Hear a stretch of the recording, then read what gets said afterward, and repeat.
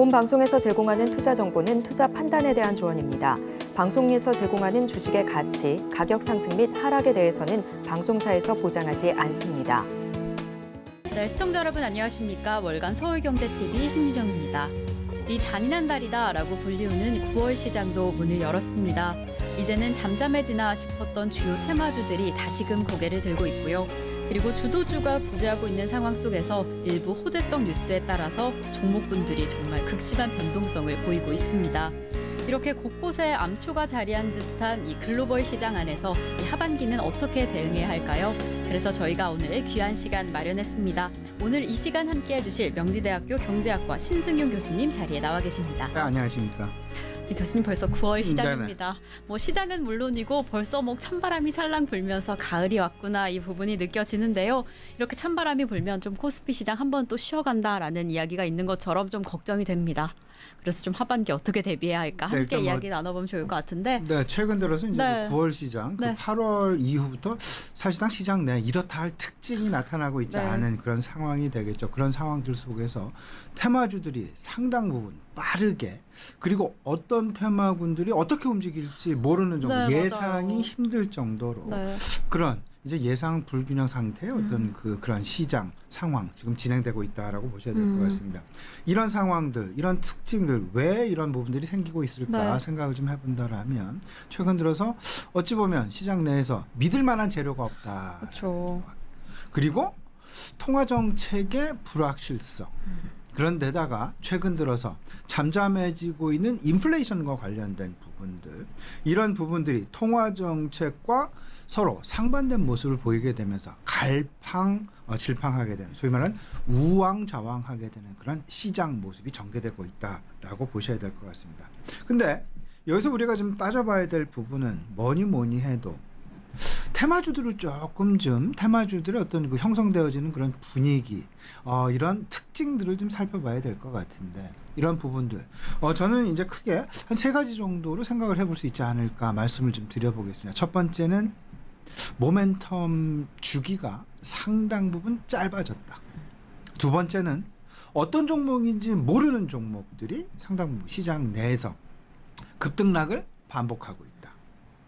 세 번째는 각 테마주들 사이에 수만매가 매우 빠르게 진행이 되면서 그 테마주들의 특징 자체가 어찌 보면 꿈과 현실성이 있느냐 없느냐의 여부를 따지기보다는 꿈에서 그치게 되어버리는, 그러다 보니까 시장 자체가, 테마주의 어떤 그 모멘텀 자체가 어쩌면 긴 생명력을 가지지 못하고 짧게 살아났다 짧게 죽어버리는, 소위 말하는 하루살이 형태의 테마주, 이게 계속 반복되어지는 것은 아닌가라는 그런 생각. 이런 부분들은 가장 특징적인 것이, 가장 이거에 대한 배경은 시장 이렇다 할 믿음이 없을 때, 이렇다 할 버팀목이 없을 때 이런 부분들이 나타나게 되고, 또 하나 시장 자체가 어찌 보면 상당히 오랜 기간 쉬어가는 모습이었습니다. 지난 6월달 이후부터 어찌 보면 시장은 쉬어가는 분위기였다라고 해도 과언이 아닐 정도로 시장 큰 흐름 속에서, 큰 흐름 안에 어떤 그 박스권에 갇혀서 그대로 시장 상황이 유지가 되어 있는 그런 상황이었다라는 점. 거기에는 가장 큰 것이 있었습니다. 엔데믹이라는 부분이 하나 차지했었고, 엔데믹이라는 어떤 시장 내 기대감, 모멘텀 수그러들다 보니까 그 이후에 통화 정책에 대한 기대감이 있었는데, 그 기대감마저도 FOMC에서 지난 6월 갑작스럽게 금리를 인상해버리는 그런 모습 나타나게 되면서 일단 시장 어떤 신호가 나타나고 있지 않은 그런 모습이다라고 특징지어질 수 있을 것 같고, 이런 상황들이 오랜 기간 지속이 되다 보니까 이 속에서 지루한 투자자들 사이에서 이런 지루함을 달래주는 그런 매우 짧은 모멘텀 위주의 테마주 순환매가 최근 들어서 나타나고 있는 형국이 아닐까, 좀 정리를 해볼 수 있을 것 같습니다. 네, 맞아요. 아까 교수님께서 잠시 이야기해 주신 것처럼 시장이 정말 특징 없이 우왕좌왕하다 보니까 저도 그렇고 우리 개인 투자자분들에게는 조금 난이도가 많이 높았다 네. 싶었던 장이었습니다.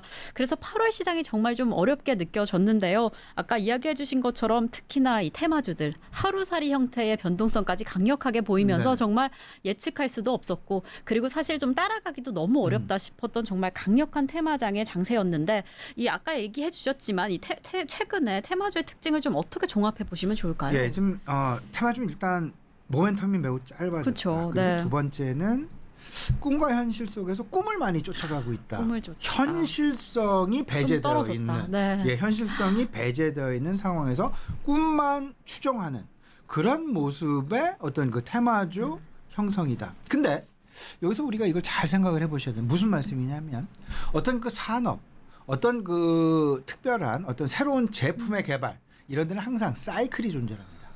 네 가지 사이클이죠. 도입기, 성장기, 그리고 안정기, 쇠퇴기라는 부분을 반복하면서 이제 그 어떤 그 새로운 제품이 우리 실생활 속에 파고들게 되면서 확장되어져 나가지는데요. 아직 어떤 그 도입도 되지 않은 그런 어떤 그 신제품을 가지고 생산도 되어져 있지 않은 그런 신제품을 가지고 테마주가 미리 네. 형성이 되어졌다라는 점. 이 부분 참 어찌 보면 주식을 저도 뭐 상당 오래 기간 해왔습니다만은 이런 상황들을 제 오랜 주식 경험 속에서 이런 부분들 그렇게 찾아보기는 쉽지 않았다라는 점. 물론 과거 2000년 초에 이제 그 닷컴 버블이라는 그런 시절이 있긴 했었습니다. 근데 그때도 이 정도는 아니었다.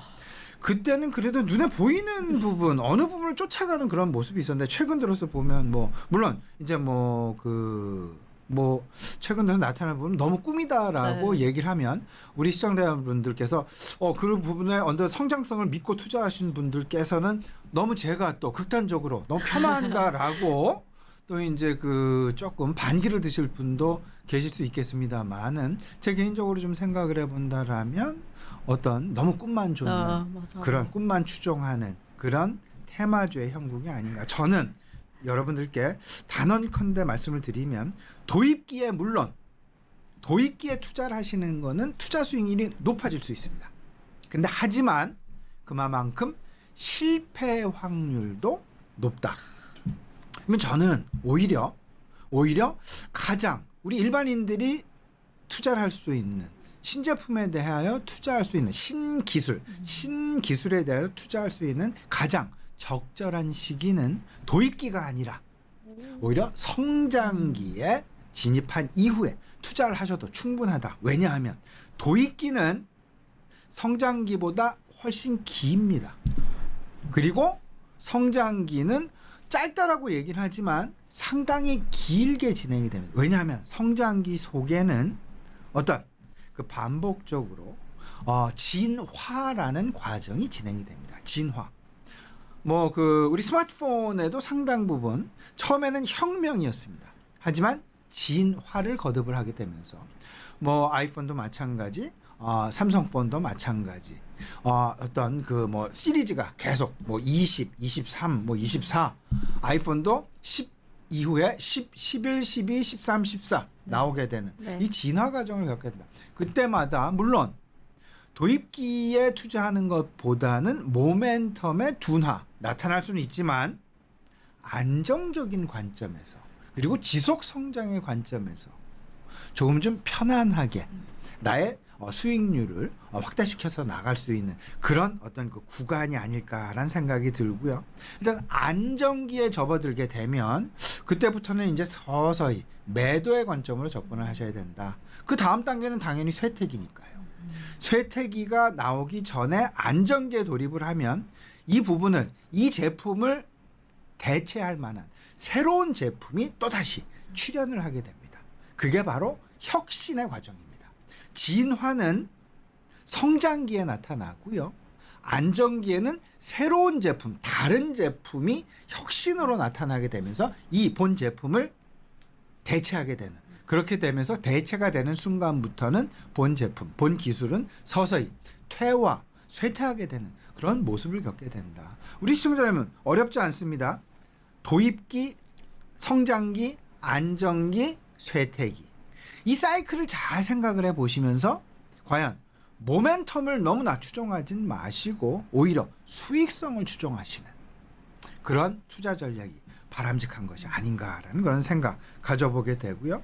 최근 이제 보게 되면 경제 성장의 불확실성, 그 다음에 팬데믹에서 엔데믹으로 넘어가는 그런 과정, 그래서 우리 실질 산업의 실질 이제 생활의 정상화 과정이 진행되고 있고 이런 모습 속에서 사실상 변한 부분, 특징적으로 또 한 가지를 지금 찾아볼 수 있을 것 같습니다. 바로 화장품이 아닐까 싶은데요. 우리 이제 우리 신한컴님도 마찬가지지만 화장품이 옛날에는 어떤 브랜드를 추종을 했습니다. 네, 맞아요. 뭐 해나가 아니라 뭐 후랄지 저도 뭐 얼추 잘 이제 뭐 생각은 잘 안 나지만 어떤 그 브랜드, 고급 브랜드를 추종했지만 네, 그렇죠. 지금은 브랜드를 추종하지 않고 기능을 추종한다라는 맞아요. 거. 그래서 오히려 중소형 이름을 알지 못했었던 화장품 회사의 새로운 제품들이 입소문을 타고 그리고 SNS를 타고 이 전파를 향해서 타고서 이제 발전을 확산을 되어져 나간다. 따라서 화장품의 팬데믹 시절과 엔데믹 시절에 화장품의 변화가 어마어마하게 일어났는데 브랜드 추종에서 이제는 기능 추종으로 완전히 뒤바뀜되었다라는 점. 이런 부분들을 보면서 이제 실생활의 변화를 우리 시청자님 느끼셔야 될 것이고 이 실생활의 변화 속에서 앞서서 말씀드렸던 도입기와 성장기와 안정기, 쇠퇴기 이 부분을 꼭 같이 접목시켜서 생각을 해본다라면 지금 현재 같이 나타나는 하루살이 모멘텀 이 부분은 우리가 배제를 하고 조금 좀 중장기 모멘텀을 서서히 일어나는 모멘텀을 우리가 분명히 올라탈 수 있지 않을까. 저는 또 한 가지 좀 더 추가해서 말씀을 드리면 파도를 타시는 것보다는 너울을 타시는 것이 우리 시청자님 파도와 너울의 차이점 아시죠? 파도를 타시는 것보다는 너울을 타시는 전략이 훨씬 더 큰 폭의 너울의 크기가 파도의 크기에는 10배, 20배 훨씬 넘습니다. 이 부분 잘 생각해 보시면 제가 왜 이런 말씀을 드리는지 지금 현재 모멘텀, 짧은 모멘텀을 좀 제한적으로 지금 추종을 너무 좀 무자비하게 쫓아가시지 마시고 잘 선택하시라는 그런 차원에서 말씀을 드리는 거니까요. 이 부분 잘 생각해 보셨으면 좋겠습니다.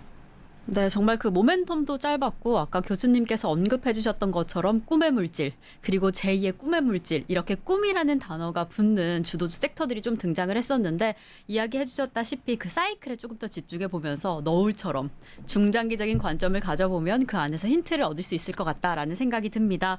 뭐 그 사이클 안에서 팬데믹 그 사이클도 타야 할 것 같고요. 그리고 또 다른 슈퍼 사이클 이 분야에서도 좀 힌트를 얻을 수 있을까요? 맞습니다. 예, 슈퍼 사이클 하면 뭐 일단 당장 눈앞에 보이는 네. 것, 뭐 슈퍼 사이클이라면 뭐 10년에 한 번, 뭐 15년에 한 번, 7년에 한 번, 네. 이제 뭐 이렇게 얘기들을 하고 있는데 가장 큰 게 결국은 반도체하고 조선이죠. 궁금합니다. 예. 도대체 누가 주도할 것인가? 네, 반도체하고 조선이죠. 네. 결국은 이제 업종을 따져보게 된다라면 건설 업종도 일단 지금은 조금 좀 눌림목이 있을 수 있겠습니다만 전체적인 큰 그림에서 생각해 본다라면 과연 건설 경기가 지금보다 더 나빠질 수 있을까? 항상 이렇습니다. 지금 이렇게 생각하시면 됩니다.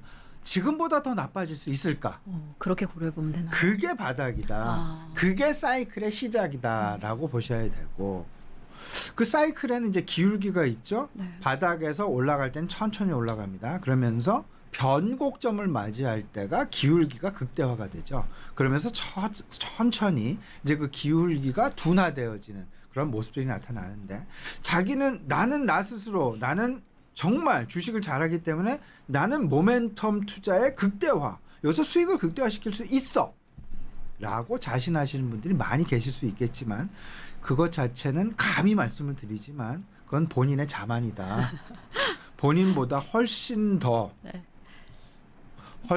고차원적으로 훨씬 더 프로들이 우리 주식시장에는 엄청나게 많이 존재하고 있다. 오히려 나는 나 스스로 프로라고 생각을 하지만 진정한 프로가 생각할 때 나는 그들의 밥이 될 수 있다. 놀이개가 될 수 있다. 네. 그들의 어떤 놀이개로서 이용당할 가능성이 상당 부분 높다라는 점 꼭 생각을 해보시면서 오히려 긴 너울 속에서 너무나 쉽습니다. 하지만 한편으로는 너무나 어렵습니다. 왜냐하면 머리는 그렇게 가는데 네. 손과 몸은 맞아요. 그렇게 안 움직입니다. 손이 움직여요. 손이. 예. 이게 가장 어려운 네. 주식 투자라는 그런 생각인데요. 항상 파도를 보지 마시고 너울을 보셔라. 근데 뭐 정말 파도와 너울 비율을 이제 본다면 파도는 눈에 보입니다. 그 거품도 보이고 그렇죠. 파도 치는 그런 모습도 네. 보이고 내 눈앞으로 파도가 밀려오는 것도 보이고 맞아요. 밀려 나가는 것도 그렇죠. 보입니다. 하지만 너울은 안 보이죠. 예. 그리고 또 잔잔해 보이니까요. 멀리서 보면. 네. 근데 그 너울의 높이, 네. 파도의 높이의 10배, 20배, 30배 네. 더 크다라는 점. 너울은 먼 바다에서 일어난다. 음. 그렇기 때문에 긴 호흡을 항상 가지는 네. 것이 중요하고요. 그래서 앞서 우리 앵커님 말씀하셨다시피 슈퍼사이클, 슈퍼사이클은 장기간 기간이 되고 네. 너울성이라고 보시면 어찌 보면 됩니다. 네. 당장 지금 현재 반도체가 움직이지 않고 조선업종이 움직이지 않는다라고 하더라도 결국 중장기적인 관점에서 나의 수익률 가져갈 수 있는 극대화시킬 수 있는 매우 좋은 나의 밑반찬이 될 수 있다. 반찬에도 여러 가지가 있죠. 밑반찬으로 매일 올라오는 반찬이 있고 그날 하루하루 이제 바뀌게 되는 그런 반찬. 저는 오히려 슈퍼사이클 같은 종목군들은 네. 밑반찬이다라고. 김치라는 부분은 항상 우리 상에서 빠지지 않는 네. 재료가 되겠습니다. 네. 이 밑반찬 가장 중요한 핵심 김치라는 부분은 꼭 나의 포트폴리오에서 일정 부분 담아 놓으시고 또 다른 이제 그 계절 반찬을 네. 놓고 나가시는 게 그게 바로 이제 계절 사이클을 타시는 부분.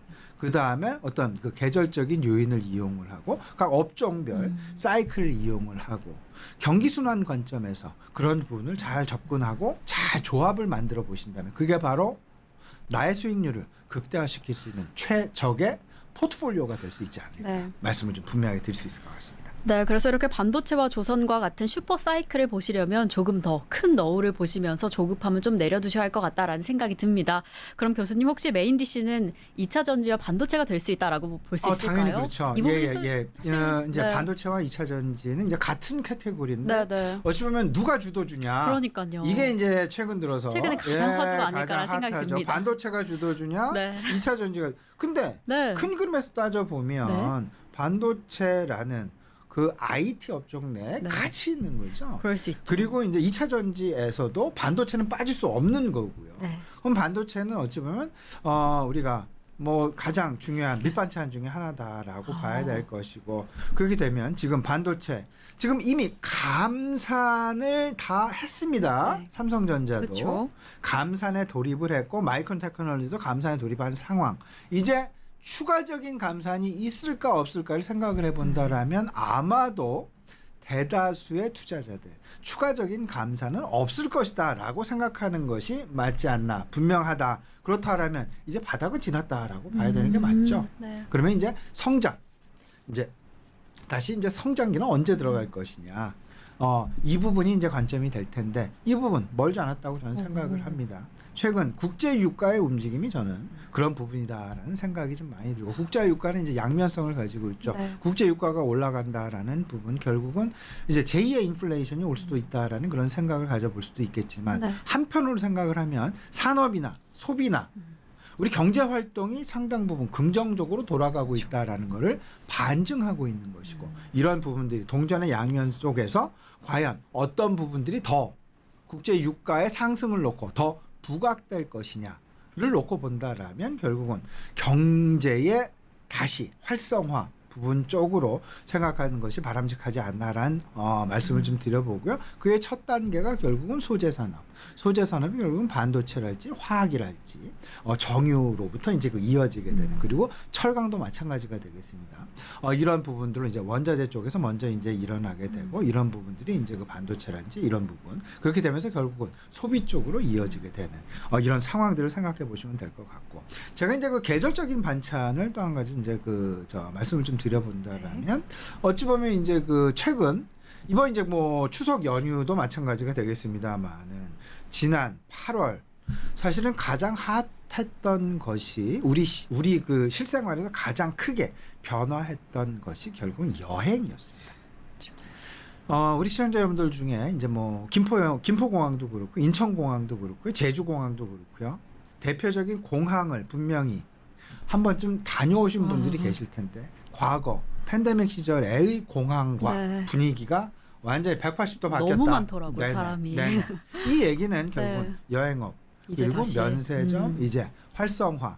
물론 그 전에 기대감을 가지고 지난 2월 3월 달에 1차적으로 한번 반등한 적이 있었습니다. 네. 그랬다가 다시 이제 좀 주춤주춤 그쵸. 하다가 다시 지금 대기 중에 있는 그런 상황이다라고 보셔야 될 것 같은데 이제 제2의 전성기가 조만간 이제 실적에 바로 반영이 되는 순간부터 여행업이랄지 뭐 이제 카지노랄지 면세점이랄지 이런 부분에 제2의 성장기는 바로 나타날 가능성이 높다라고 보시는 것이 좋지 않나 말씀 좀 드려보겠습니다. 네, 이렇게 사실 2차 전지 반도체 주도주가 어떻게 될 것인가 그 부분은 정말 많은 분들이 궁금해하고 계셨을 텐데요. 우리 교수님께서도 이 부분에 대해서 언급을 또 해주셨습니다. 또 길게 살펴보시면서 뭐 여러 가지 재료들도 고민해 보시면서 저희와 함께 좀 대응해 보시면 좋을 것 같고요. 그리고 아까 잠깐 언급해 주셨던 국제 유가 부분도 저희가 잠시 후에 또 체크해 보도록 하겠습니다. 네, 이렇게 또 저희가 내부적인 요인들 그리고 사이클을 길게 보자라고 이야기를 해주셨는데 또 여기서 저희가 빼놓을 수 없는 부분이 그 글로벌 경제 그렇죠. 문제일 것 같습니다. 또 유독 우리 증시는 뭐 미국이라던가 중국의 영향을 많이 받고 있으니까요. 이 두 양국의 갈등 문제도 정말 많이 좀 영향을 미치고 있습니다. 특히나 최근에는 중국이 경제 회복을 어떻게 할 것인가 네네. 그 부분을 집중해 보자라고 했는데 이 9월 첫째 주 기준으로는 아직 좀 소식이 그리 좋지는 않네요. 네네. 뭐 회복했다 말다라는 소식보다는 아직 좀 내수가 위축되어 있다라는 이야기가 더 많이 들려오고 있어서 조금은 좀 불안하기도 하고 걱정이 되는데요. 정말 살얼음판이다라는 내용이 나오고 있어서 좀 어떻게 보실까요, 교수님? 좀 갈등의 향방이 좀 어떻게 흘러가게 될까요? 근데 저는 일단 이렇게 생각을 합니다. 네. 이제 올 초부터도 그랬지만 네. 결국 지금 우리나라는 샌드위치 경제죠. 그쵸. 미국하고 중국 사이에 끼어 있는 바뀌어서. 샌드위치 경제. 근데 우리 지금 이제 그 윤석열 정부의 어떤 그 행보 이미 너무나 명확하게 드러나 있기 때문에 제가 뭐 방송에서 못할 말도 아닌 것 같고요. 너무나 명확하기 때문에 과연 이제 그 우리가 미국향이냐 중국향이냐 과거 정권 시절하고는 조금 좀 판도가 다른 모습에 지금 국제 정책 방향성이 지금 전개가 되고 있다. 그렇다면 주식시장은 이와는 반대 방향으로는 갈 수 없다. 절대적으로. 그렇죠. 정부가 이끌어가고 있는 정부가 추진하고 있는 정책의 방향성에 편승하는 것이 거스르지 말고 편승하는 것이 가장 핵심적인 부분이 아닐까라는 말씀을 좀 드리고 싶은데요. 지금 현재는 뭐니 해도 미국향과 중국향을 좀 나눠보게 된다라면 미국향 우선으로 해야 된다라는 말씀을 좀 감히 좀 드려보고 싶고요. 중국 경제가 최근 들어서 다소 위축이 됐다고 해서 중국 경제를 외면해야 된다라는 말씀은 절대 아닙니다. 하지만 지금 현재 미국과 중국 사이의 어떤 그 갈등 문제도 그렇고 이 갈등이 지속되는 한 이 속에서 우리는 양수겹장을 할 수는 없습니다. 둘 중에 하나를 선택을 해야 됩니다. 근데 우리가 선택한 경제, 그리고 정부 정책의 방향성은 미국향이다. 그렇다면 중국을 포기하지 말고 중국은 조금 좀 뒤로 밀어놓고 미국 쪽을 미국향 수출하는 기업들에 대해서 조금 더 우선해서 포트폴리오를 담아놓는 것이 맞지 않나라는 말씀. 물론 미국을 하더라도 중국을 통해서 수출이 됩니다. 네. 그래서 중국을 포기할 수는 없습니다. 하지만 그럼에도 불구하고 미국 의존이 높은 기업들을 훨씬 더 중국 의존도가 높은 기업들보다는 나의 포트폴리오에 담는 것이 바람직하지 않나라는 말씀을 좀 드려보고요.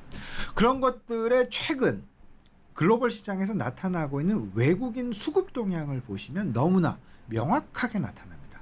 외국인 수급 동향, 우리나라를 제외하고 단적으로 중국과 일본을 쳐다보겠습니다. 중국은 아웃이고요. 중국으로부터는 글로벌 자금이 유출이 되고 있고 일본으로는 외국인 자금이 유입이 되고 있다. 왜 그럴까 생각을 해보면 우리 시청자분 다들 아시죠? 일단 상당히 먼저 우선적으로 바이든 정부가 출범한 이후에 일본 정부는 바로 미국과 협업, 동조 체제를 유지해 나가는 그런 상황을 만들어 놨었죠. 중국에서는 다소간 좀 거리를 두면서 이게 명확하게 지금 글로벌 자금의 이동에서 지금 현재까지도 나타나고 있는 그런 상황이다라고 보셔야 될 것 같고, 그렇다라면 잘 보셔야 돼요. 엔화가 지금 약세 기조가 계속 유지가 되고 있습니다. 엔화가 약세 기조가 유지되고 있는데 글로벌 자금이 왜 일본으로 계속해서 유입이 될까? 그 거꾸로 된 겁니다. 엔화가 강세를 보인다라고 했을 때, 강세를 안정적으로 서서히 지속되게 엔화를 보인다고 했을 때 외국인 자금이 일본에 유입이 되는 것이지, 엔화가 천천히 약세로 간다라면 빨리빨리 더 엔화가 빠지기 전에 엔화를 전에. 달러나 유로화로 바꿔서 빨리 나와야죠. 그렇죠. 근데 글로벌 자금이 계속 일본으로 유입되고 들어가고 있다. 있습니다. 네. 그러면서 니케이 지수는 사상 최고치를 계속 구가를 하고 있죠. 이게 바로 정책의 방향성, 행보다라고 보셔야 될 것 같고, 우리나라도 분명히 샌드위치 경제이긴 하지만 예외일 수는 없을 것이다라는 말씀을 제가 우리 시청자 여러분들한테 드릴 수 있을 것 같고요. 그렇기 때문에 당장 우리는 중국향보다는 미국향에 조금 더 가까이 다가가는 것이 낫지 않나 말씀을 좀 드려보겠습니다. 네, 이렇게 글로벌 증시 안에서는 뭐 미국과 중국 사이에 갈등이 있다라고 하더라도 우린 또 잘 나아가야 하니까요. 네네. 교수님께서 이야기해 주신 것처럼 무엇보다 정부의 방향성에 좀 편승해 보자라고 이야기를 해 주셨습니다. 그래서 미국향으로 미국의 의존도가 높은 기업들에 조금 투자를 해보자라고 이야기를 해 주셨으니까요. 어떤 방향일지도 체크해 보시면 좋을 것 같고요. 아까 또 잠시 뭐 여행 이야기도 해 주셨고, 이 엔더믹이 정상화되면서 또 어느 방향으로 투자를 해야 할까라고 좀 집중하신다면 뭐 여행을 해야 한다 하는 것처럼 이렇게 대외적인 좀 재료가 보이고 있는 것 같아요. 지금 교수님께서 보고 계시는 좀 대내외적인 재료가 일단, 좀 어떻게 될까요? 일단 이걸 좀 생각을 해봐야 네, 되겠죠. 저기 그 이제 9월달, 10월달, 11월, 12월 네. 4달 남았습니다. 네. 근데 이제 그 9월 말, 10월 초 이제 장기 연휴라서 조금 추석이 좀 있죠. 좀 이걸 과연 추석 전후로 과연 어떻게 포트폴리오를 갖고 가야 될까? 저는 이렇게 생각합니다. 일단 9월 달 우리가 생각해야 될 것들 좀 나눠서 생각을 좀 해봐야 될 것 같은데, 9월 추석 연휴 이전이라는 부분과 추석 연휴 이후부터 연말까지를 좀 하나로 놓고, 그래서 두 개로 좀 나눠서 놓고 봐야 되겠다. 이번 연휴는 상당히 길기 때문에 이 부분을 좀 나눠서 놓고 봐야 되겠다. 그러면 그 상황 9월 달 추석 연휴 이전에 시장을 지배할 핵심 재료가 무엇일까? 이 부분도 좀 생각을 해봐야 될 것 같은데, 대내적, 대외적 나눠볼 수 있습니다. 분명히. 그러면 대내적, 최근 이제 그 자산 가격이 서서히, 부동산 가격이 서서히 움직이고 있다라는 것들을 우리 시청자 여러분들은 느끼고 계시리라 생각을 네. 합니다. 그럼 제가 최근 들어서 이제 그 만나보는 여러 명의 일반인들, 우리 투자자들 네. 말씀 중에 거의 90% 이상이 지금 부동산을 보러 다니세요. 네. 아파트를 보러 다니세요. 네, 맞아요. 그 아파트를 보러 다니시는데 어떤 걸 보러 다니시냐 하면 참 재밌습니다. 새로 진 아파트 보러 다니지 않으세요. 오래된 아파트, 네. 낡은 아파트. 그러니까 재개발 재건축을 상당 부분 이제 염두에 고려하고. 두시고 맞습니다. 하시는 것 같은데, 지금이 어찌 보면 그러면서 그들도 하시는 말씀이 있습니다. 부동산 가격이 과연 지금보다 더 떨어질 수 있을까? 항상 그렇습니다. 맞아요. 사이클을 생각할 때. 맞아요. 그러면 대다수가 떨어지지는 않을 것 같아. 그게 바닥인 거죠. 결국은. 그렇죠. 예, 그게 결국은 마지막 탑승 기회가 되는 거죠. 이런 부분들 잘 생각해 보시면서, 주가도 마찬가지입니다. 뭐 삼성전자의 주가, 현대자동차의 주가, 뭐 한국전력의 주가, 뭐 여러 가지가 있을 수 있겠습니다만은 뭐 특정 주식의 주가가 물론 더 떨어질 수 있습니다. 하지만 큰 그림 속에서 생각을 해본다면 어떤 더 떨어질 수 있을까? 반도체 가격이 더 떨어질 수 있을까? 자동차가 지금보다 더 덜 팔릴 수 있을까? 뭐 이런 것들 생각해 볼 수 있을 것 같죠. 그런 부분들 생각해 보시면 전체적인 산업별 경기 사이클을 대충이라도 내가 감으로 느껴볼 수 있을 것이다. 이런 속에서 자산 가격의 변동성도 좀 우리가 생각해 볼 필요가 있다. 그 자산 가격의 변동성은 결국 가장 먼저 부동산 가격으로부터 시작이 될 것이고, 그 부동산 가격의 변화는 다시금 그 풍선 효과로 인해서 우리 주식시장으로 다시금 이제 그 어떤 영향을 줄 가능성이 상당 부분 높다라고 보셔야 될 것 같고, 그다음에 이제 그 엔데믹 상황에 이제 그 진입을 했죠. 이 상황들 속에서 정말로 실물 생활이 정상화되는 과정, 아직도 그 과도기에 있다라는 부분으로 꼭 생각을 하셔야 되고, 아직 2020년, 2019년도 데이터가 완전히 지금 현재 복구가 되진 않았습니다. 2019년도가 팬데믹 이전 상황이니까요. 아직 뭐 항공편도 100% 복구가 된 것이 아니고, 맞아. 여행도 복구가 된 것이 아니고, 우리 모든 것이 실생활 자체가 다 100% 복구가 되지 않았어요. 100% 과거 상황으로 똑같은 어떤 수준으로 복구가 됐을 때가 정상화됐다라고 본다라면, 물론 분명히 이거보다 나빠지지는 않을 것이고 좋아지는 방향으로 계속 갈 수밖에 없지 않겠느냐. 그런 상황들 속에서 이제 그 엔데믹 그 수혜주들을 계속 봐야 될 것 같고, 그 다음에 대내적으로 이제 그 3분기 기업 실적 발표 지금 이제 얼마 남지 않았습니다. 9월달 7, 8, 9 이제 10월 초에 3분기 기업 실적 발표가 나겠는데, 지금 이미 이제 3분기 이후부터 실적들이 좋아질 것이다 나타나고 있는 것이 뭐 조선업종 당연히 그렇고요. 반도체 업종도 상당히 시장에서 긍정적으로 이제 그 반등하고 있다라는 쪽으로 지금 얘기가 나오고 있고, 특히나 이제 뭐 호텔이나 항공이나 뭐 여행주들 이런 부분들까지도 얘기가 나오고 있다라는 점 꼭 참고해 주실 필요가 있고, 대외적으로는 가장 중요한 것 FOMC죠. 예. 이제 8월 달이 FOMC가 없었고, 이제 9월 달 FOMC가 할 텐데, 과연 이 FOMC에서 어떤 방향으로 그 통화 정책의 방향성을 연말까지 이끌고 갈 것이냐, 결국 이게 시장의 가장 중요한 키가 되지 않을까라는 생각이 좀 많이 드는데, 저는 이런 생각을 좀 해봅니다. 거기에 가장 크게 영향을 줄 요인은 뭐니 해도 국제유가일 가능성이 상당 부분 크다. 국제유가는 바로 소비와 연결이 될 수밖에 없게 될 것이고, 그 소비에 연결되는 부분이 결국은 글로벌 경제에 가장 크게 이게 성장 국면으로 들어갈 것인지 쇠퇴 국면으로 들어갈 것인지 영향을 주는 부분이 아닐까 말씀을 좀 드려봅니다.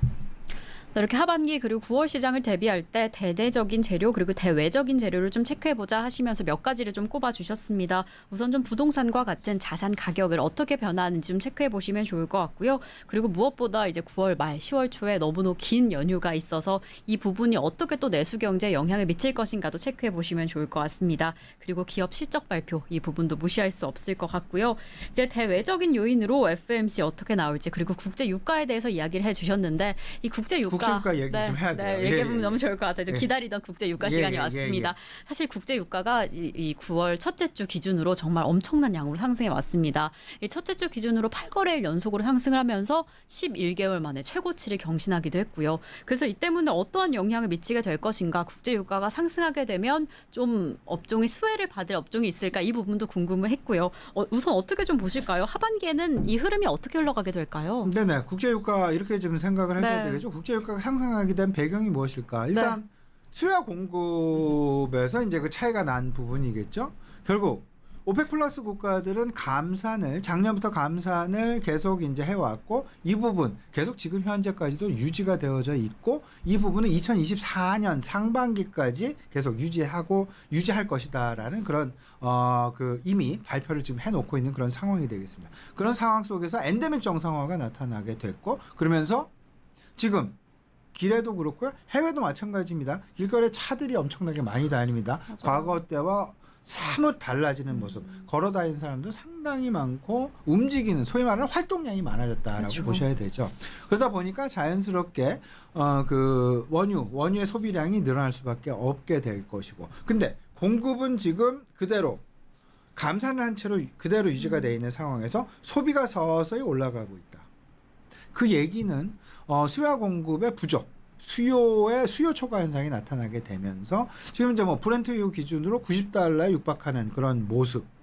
과거 한 4, 5년 동안 못 봤던 그런 이제 그 국제 유가 이제 상황인데 이런 상황들은 경기가 그러니까 이런 상황들은 결국은 지금 현재 우리 실생활이 정상화되어져 가고 있다라는 부분을 고스란히 반영시키고 있게 상당 부분 좋은 부분이다라고 보셔야 될 것 같고 다만 여기서 나오는 결과물에 다음 단계의 결과물에 두 가지 서로 좀 다른 방향의 결과물이 생기게 될 텐데 이게 이제 우리가 좀 고민을 해야 될 부분입니다. 하나는 제2의 인플레이션 우려가 이제 재부각이 될 수 있다라는 점.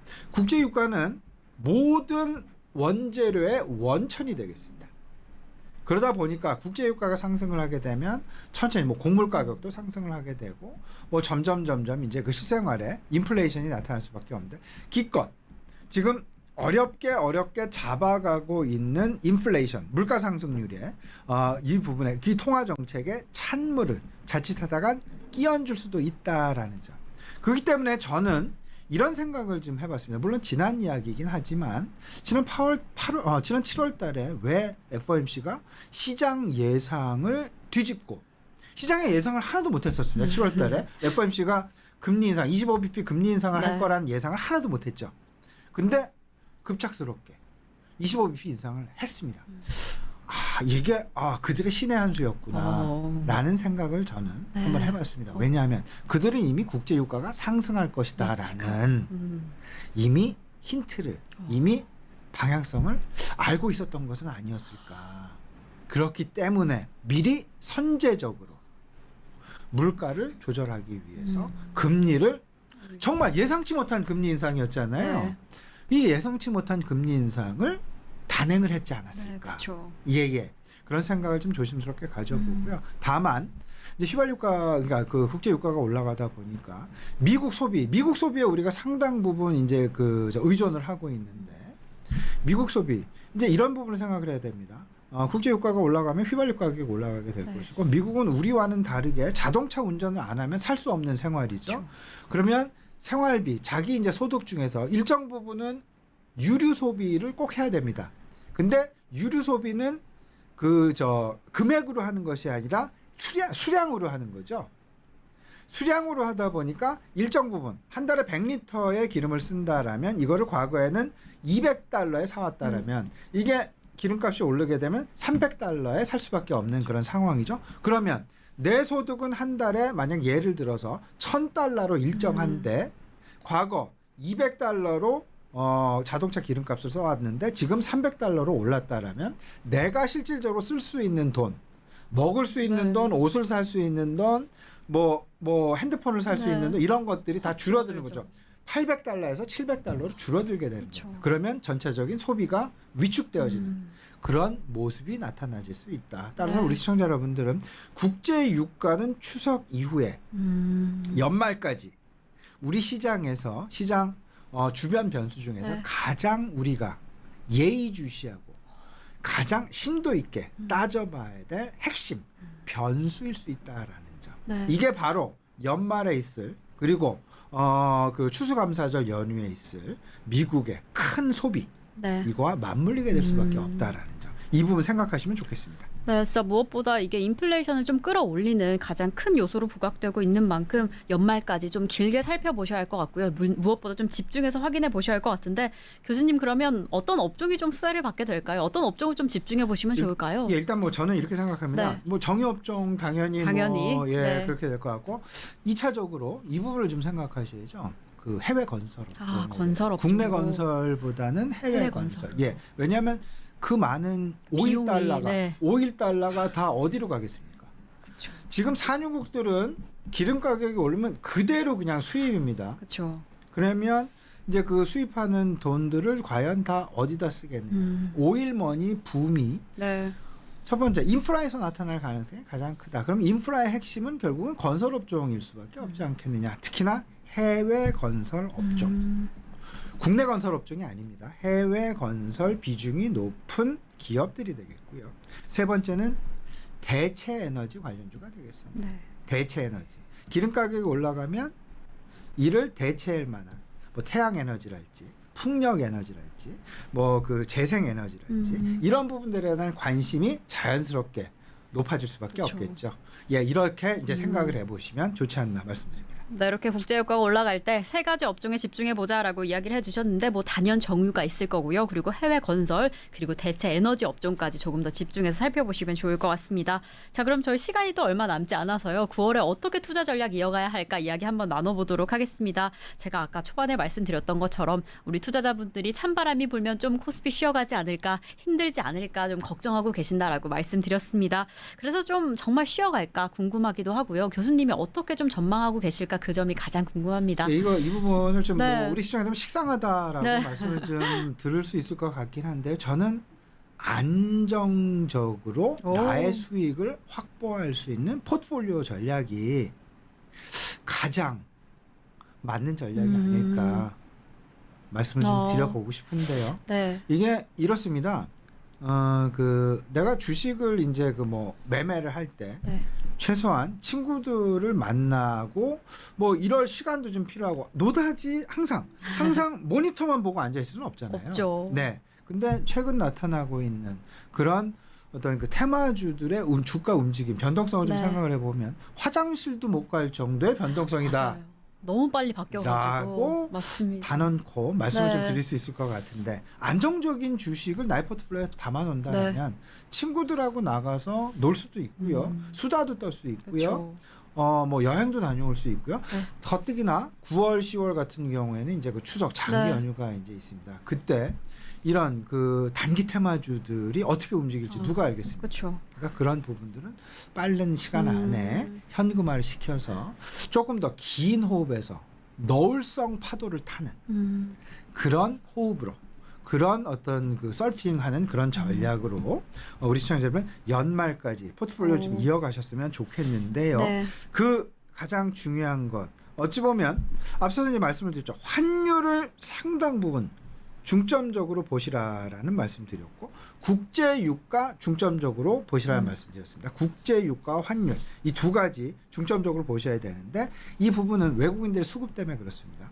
여기다가 추석 이후 이제 우리 이제 그 저거죠. 3분기 기업 실적 발표 그다음에 동절기에 임박하고 있다라는 점 절대 간과하셔서는 안 됩니다. 동절기에 임박을 하고 있다. 동절기는 전력 수요가 여름보다 더 큽니다. 네. 그러면 에너지와 관련된 부분. 유틸리티, 그러니까 뭐 도시가스도 마찬가지고요.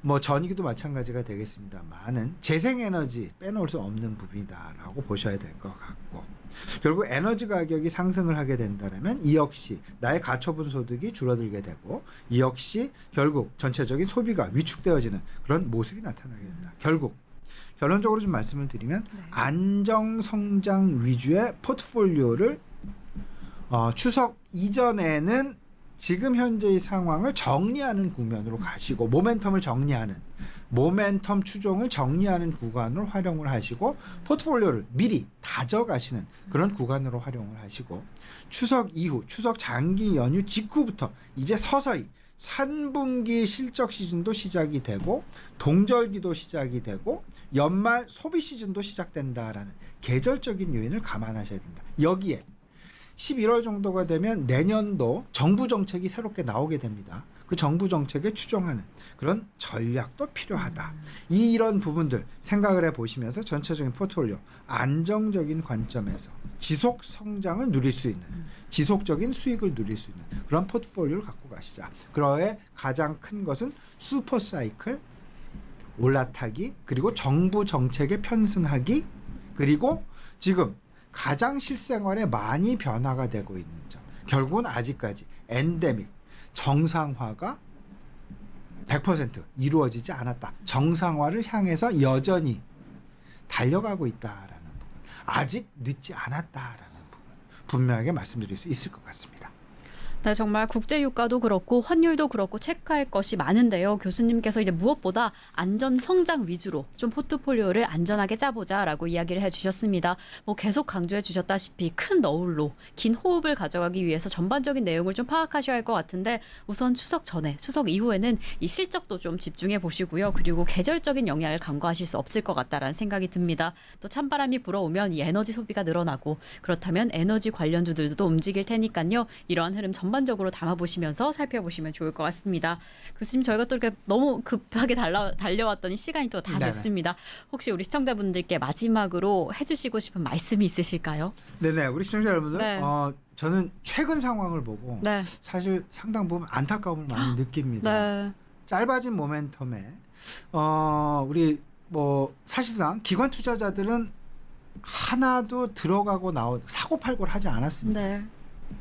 그들은 기관 투자자들처럼 매매를 좀 하셨으면 하는 그런 생각입니다. 조금 긴 호흡으로. 너무 짧게 어떤 그 굳이 큰 리스크, 큰 부담을 안고 고수익을 내려고 내가 서둘러서 지금 주식시장에 어떤 그 매매에 임할 필요가 있을까? 이 부분 한번 본인 스스로 뒤돌아보시면서 생각해 보시고요. 그렇게 되면 아마도 조금 더 안정적이고 편하고 쉬운 투자, 편하고 쉬운 투자 이상 없습니다. 편하려면 어떻게 해야 되는지, 쉬운 투자를 하려면 어떻게 해야 되는지 잘 생각해 보시면 답이 나오지 않을까 생각이 됩니다. 네, 교수님이 오늘 해주셨던 말씀 잘 되뇌어 보면 그 답이 나오지 않을까라는 생각이 듭니다. 정말 그 큰 너울을 향한 긴 호흡에 오늘 저희가 도움이 되셨기를 진심으로 바라보면서 오늘 교수님과는 여기에서 인사드리겠습니다. 오늘도 감사드립니다. 네, 감사합니다.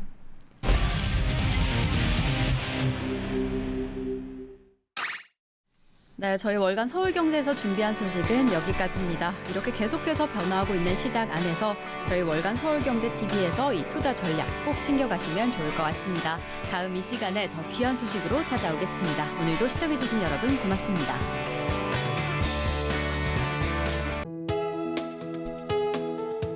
본 방송에서 제공하는 투자 정보는 투자 판단에 대한 조언입니다.